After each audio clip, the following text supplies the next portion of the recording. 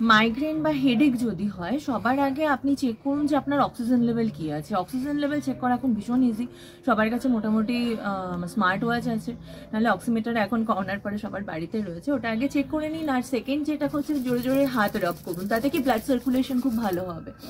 Second যেটা করবেন সেটা হচ্ছে জল খান। অনেক সময় দেখা যায় আমরা মানে জল খাচ্ছি না, তার জন্য মাথা ব্যথা হচ্ছে, খাবার ঠিক মতন সময় খাচ্ছি না, মাথা ব্যথা হচ্ছে, রোদে এক্সপোজ বেশি হচ্ছে, মাথা ব্যথা হচ্ছে।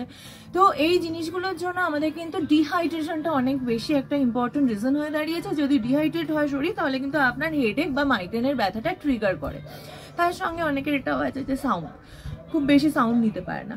তো আর এই জিনিসগুলো থেকে রিলিফ পাওয়ার জন্য আমি আগে একটা ভিডিও দিয়েছিলাম, যেখানে হচ্ছে গরম জলের মধ্যে অল্প সল্ট দিয়ে পা যদি চুবিয়ে রাখা যায় আধ ঘন্টার মতন, যখন আপনার ট্রিগার হচ্ছে, আপনার মনে হচ্ছে যে আপনার মাথা ব্যথা শুরু হচ্ছে, তখনই যদি আপনি পাটাকে চুবিয়ে রাখেন আধ ঘন্টা, তখন আপনার এটা অনেকটা রিলিফ পেয়ে যাবেন। এবং আরেকটা জিনিস যেটা দরকার, সেটা B12 খাবারের পরিমাণে, মানে B12 ইনটেক করার চেষ্টা করুন। যে সমস্ত খাবারে B12 রয়েছে, কিংবা আপনি মেডিসিন শপ থেকে B12 এর মেডিসিন নিতে পারেন, এটা কিন্তু আপনার জন্য খুব ভালো। এবং B12 আমাদের মানে দেখা গেছে যে ইন্ডিয়ান ডায়েটে B12 এর পরিমাণটা কম থাকে, বা ইন্ডিয়ানদের মধ্যে একটা B12 ডেফিসিয়েন্সি দেখা যায়। তো B12 যদি আমরা প্রপার নিতে পারি, তাহলে কিন্তু আমাদের এই মাইগ্রেনের ব্যথাটা কিন্তু কমবে, এবং তার সঙ্গে যে হেডেকের প্রবলেমটা, এটা ইন্টেন্সিটিটা কমে যাবে। মানে আপনার আগে যতটা হতো তার থেকে আস্তে আস্তে কমতে কমতে কিন্তু একটা সময় দেখা যাবে যে পুরোটা কমে গেছে।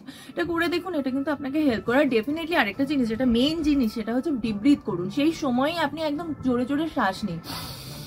আমরা কি ম্যাক্সিমাম লোক কিন্তু শ্বাস নিই না প্রপার। তো ডিপ ব্রিথ করুন। ডিপ ব্রিথ কিন্তু আপনার জন্য ভীষণ হেল্পফুল, মানে মাইগ্রেনের জন্য, হেডেকের জন্য মারাত্মক হেল্পফুল। এই জিনিসগুলো করুন, দেখবেন আপনার মাইগ্রেন কিন্তু অনেকটা আপনার আয়ত্তে চলে এসেছে। Thank you.